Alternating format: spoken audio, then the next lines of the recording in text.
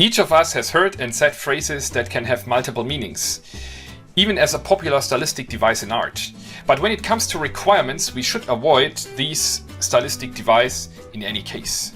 My name is Wolfgang Meincke from BTC Embedded Systems Stuttgart in Germany, and I welcome you to my fourth requirements engineering tip about good properties of requirements. In this little series, I want to show you different aspects we should consider when writing requirements.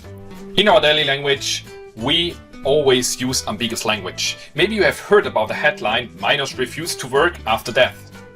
One meaning is that they could not continue to work because they died, which is obvious. Another meaning is that they refused to continue to work once one of them died.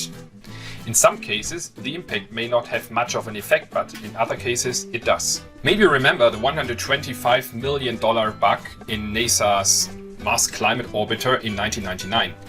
This bug happened because the spacecraft engineers did fail to convert from English in metric measurements.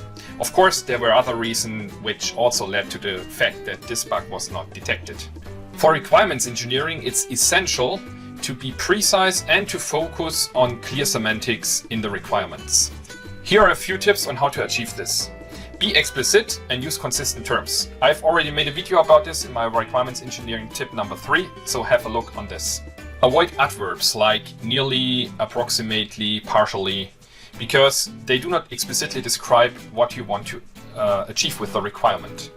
Specify also clear timings instead of weak terms like as soon as, regularly, frequently, or fast. Take care of pronouns. Since pronouns refer to something in the sentence before and a part of the sentence before, it should be clear to what you refer exactly. And do not use negations or double negatives. Okay, maybe even this is a good example. Do not use something. Better say what to do instead of saying what not to do. For example, if you have kids on your own or you're in contact with kids, you may have already recognized that even especially young kids have issues in understanding negations.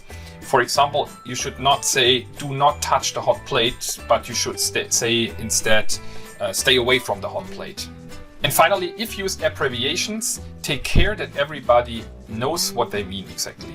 I also talked about this in my last video. Do you know about any funny or serious ambiguous requirements and what impact they had? If so, let me know in the comments below. I would be happy to read about that. If you liked the video, give it a like, follow us on our YouTube and LinkedIn company page. In my next video, I want to talk about preconditions and why they should be complete. Thanks for watching and goodbye.